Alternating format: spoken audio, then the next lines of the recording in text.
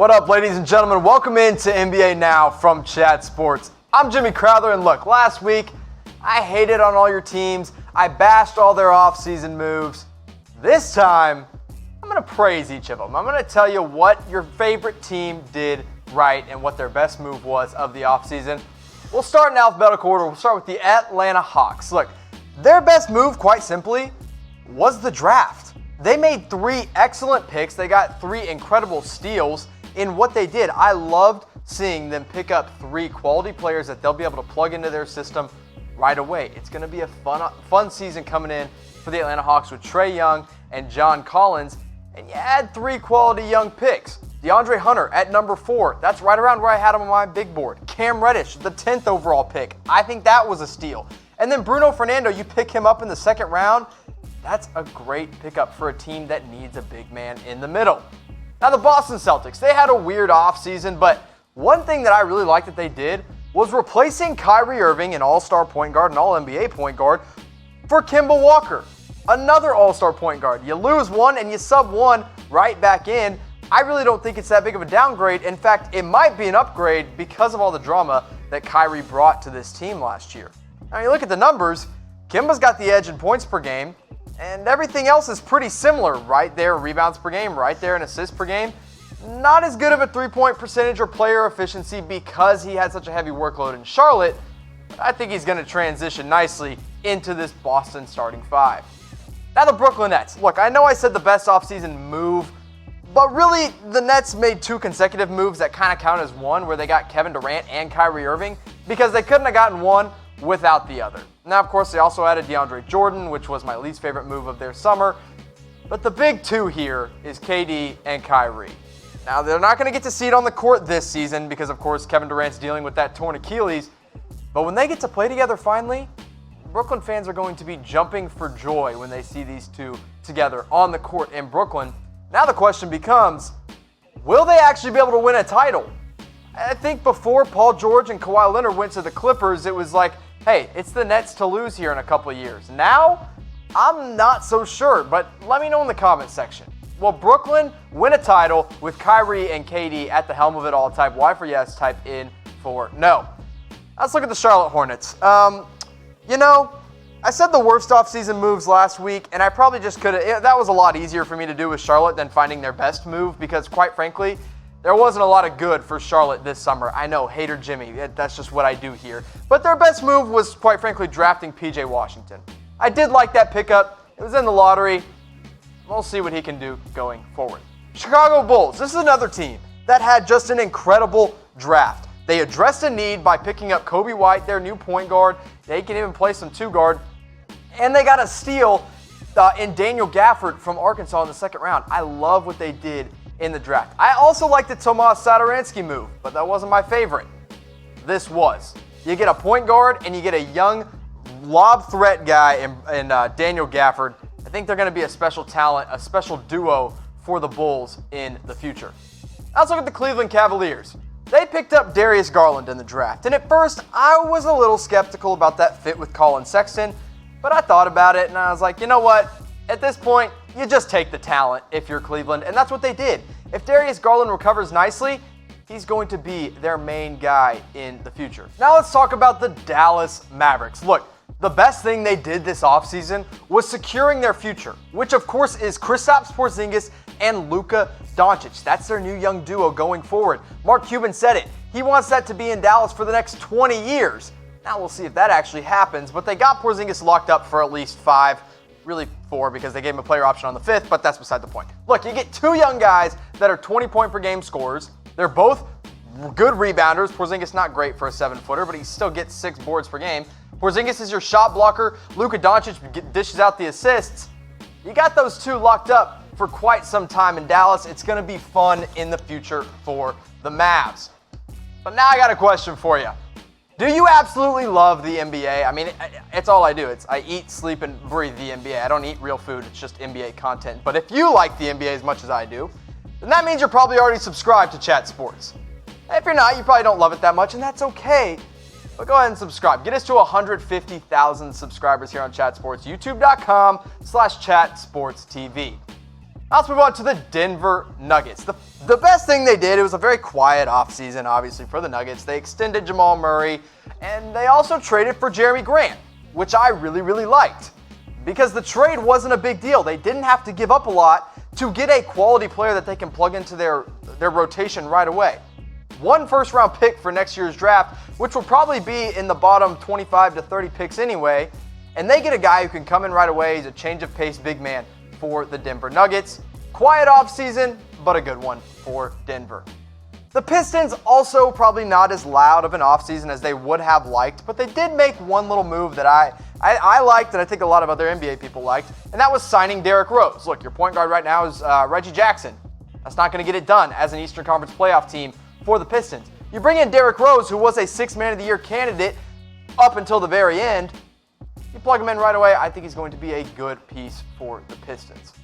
Now the Warriors. Look, tough offseason losing Kevin Durant, tough into the playoffs, into the finals, losing Klay Thompson. Andre Iguodala's gone, Shaun Livingston's gone. It's a new team.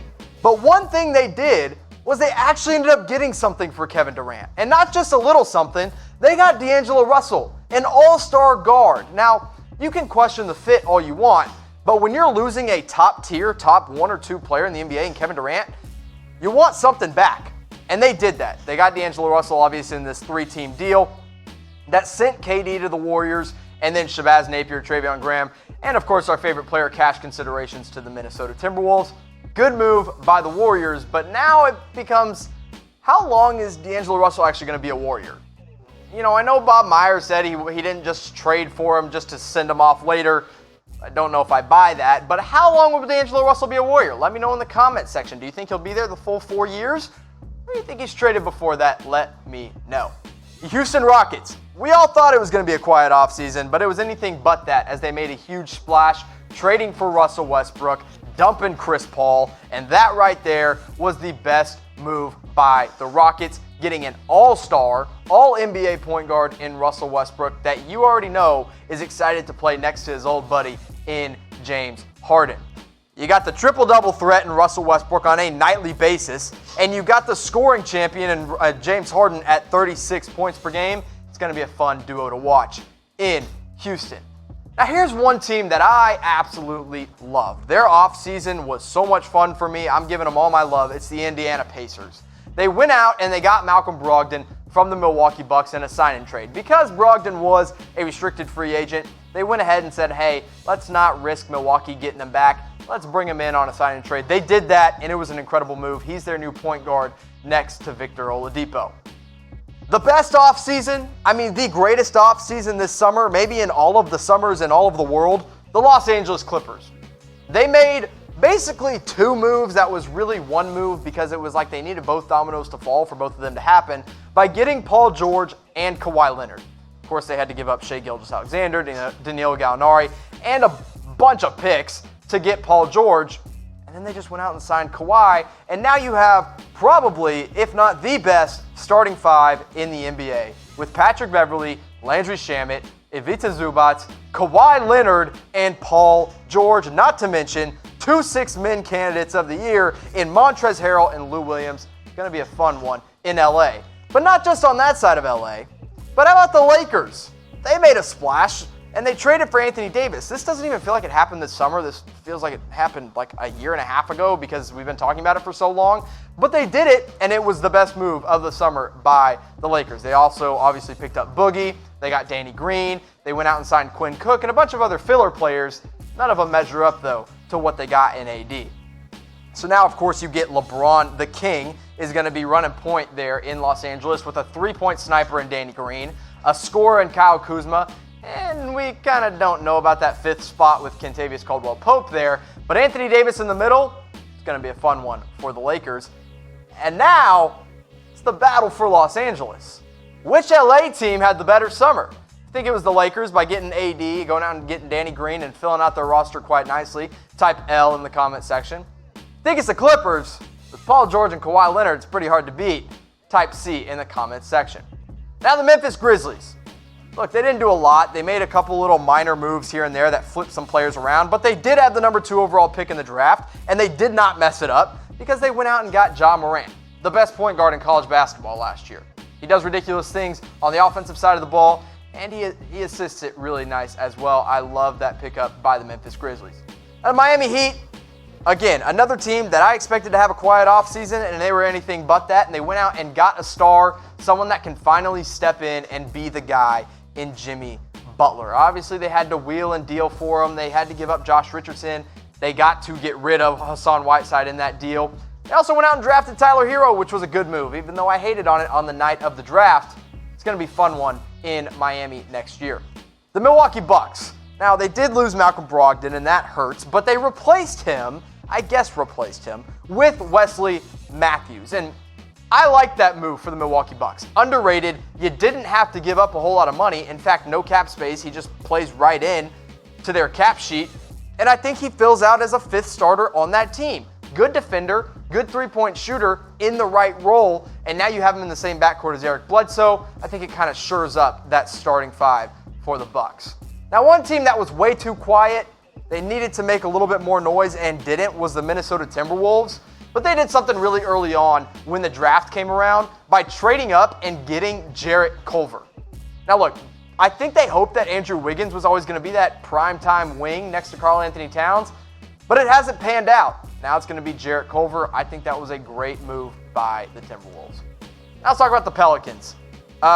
If you can't tell what I think their best move is, just read that first line over and over and over again. They got freaking Zion Williamson with the first overall pick.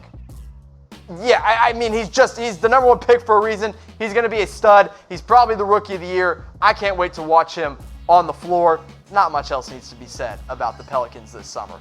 The Knicks, they also got a stud. They went out and drafted R.J. Barrett. I didn't love their offseason moves when it comes to free agency, but when it came to the NBA draft, I think they did the right thing by taking Barrett with that third overall pick.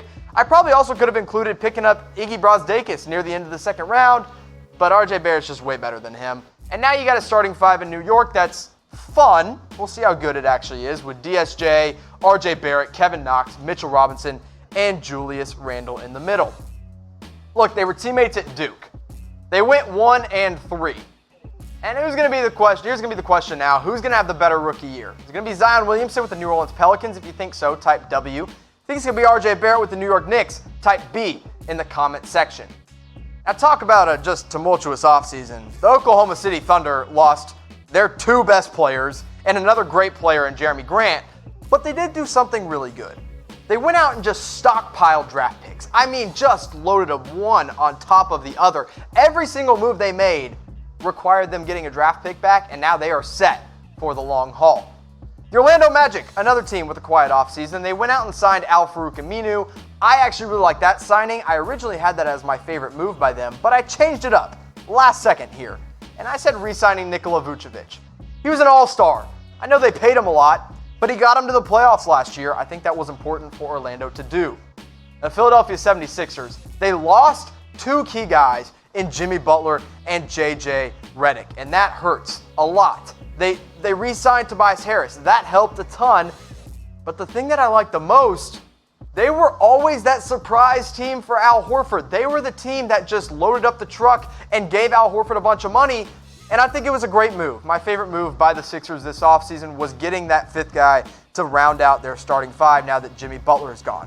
Look, you can question the fit of Joel Embiid and Al Horford in the same front court, but I think it's going to pan out just fine for the Sixers. Look, the Phoenix Suns, I mean, their summers have been about the draft for so long now. They, of course, traded their pick. They went out and got Cam Johnson from North Carolina, which was a puzzling move for sure, but one thing they did do that was a good move by Phoenix was re-signing Kelly Oubre. He kind of slipped through the cracks near the end of free agency, and he didn't cost all that much for Phoenix to go out and pay for. I like what they did in bringing him back. The Trailblazers, they made some weird moves by filling out their roster with a bunch of random players, but what I liked came to the draft when they drafted Nasir Little 25th overall. Nasir Little was projected to be a lottery pick at one point going into the draft. And then they go out and they kind of shore up their wing depth because they didn't have a lot of it going into it. Now they have Nasir Little. They've got Kent Bazemore. They signed Mario Hezonja. They brought back Rodney Hood. And Gary Trent Jr., he's kind of a project, but we'll see what he turns into. However, if none of those guys like Trent or Hezonja, Bazemore, or even Hood work out, now you've got a young guy that you can start to develop in Nasir Little. The Sacramento Kings, another team that made a bunch of small moves to fill out their roster by adding Rashawn Holmes, Dwayne Dedmon, Corey Joseph, and Trevor Ariza. The best thing they did was an internal move and re-signing Harrison Barnes. You get that young veteran that can play alongside these already young stars in De'Aaron Fox and Marvin Bagley and Bogdanovich and even Buddy Hield. I think it was a smart move for the Kings to bring back a guy who's really good in the locker room for Sacramento. The San Antonio Spurs had just one of the weirdest off seasons with the whole Marcus Morris thing, but they did draft Luka Šimanić. They got Trey Lyles. They also drafted Keldon Johnson. But I like the move they made for DeMarre Carroll, an established veteran that can kind of be a glue guy for the San Antonio team, along with guys like Rudy Gay, LaMarcus Aldridge, and DeMar DeRozan. If San Antonio wants to make that playoff push again, I think DeMarre Carroll will play a nice role into it, but I'm not convinced they will. I think this could be the year Greg Popovich and the Spurs finally miss out. But what do you think? Is that Spurs dynasty playoff run finally over? If you think it is, type 1 for yes. Type 2 for no in the comments section. The Raptors, the NBA champions, didn't have a lot of great offseason moves. In fact, more bad than good by losing Kawhi and Danny Green. But I will say, I think it is a low-risk, high-reward signing by picking up Stanley Johnson to replace him as a forward. I think he'll be fun to watch in Toronto, see how he develops. Utah. Now this team made some good moves. They went out and traded for Mike Conley early on, and it was the best move of the offseason for them. They now have a fun backcourt with Donovan Mitchell and Mike Conley. Of course, this was the deal that got done. All they had to do was send over Grayson Allen, Jay Crowder, Kyle Korver, who they probably wouldn't have utilized that much anymore, and the number 23 overall pick, which turned out to be Brandon Clark, also a future first. It was a lot, but they got back a lot. They have one of the best lineups in the Western Conference next season. Mike Conley, Donovan Mitchell, Joe Ingles, Rudy Gobert, and Bojan Bogdanovich out in the West. It's going to be fun to watch. Now, the Washington Wizards go into next season as one of the worst teams in the NBA. But one thing they did that was at least intriguing was signing Isaiah Thomas. It's like, hey, you need to revitalize your career.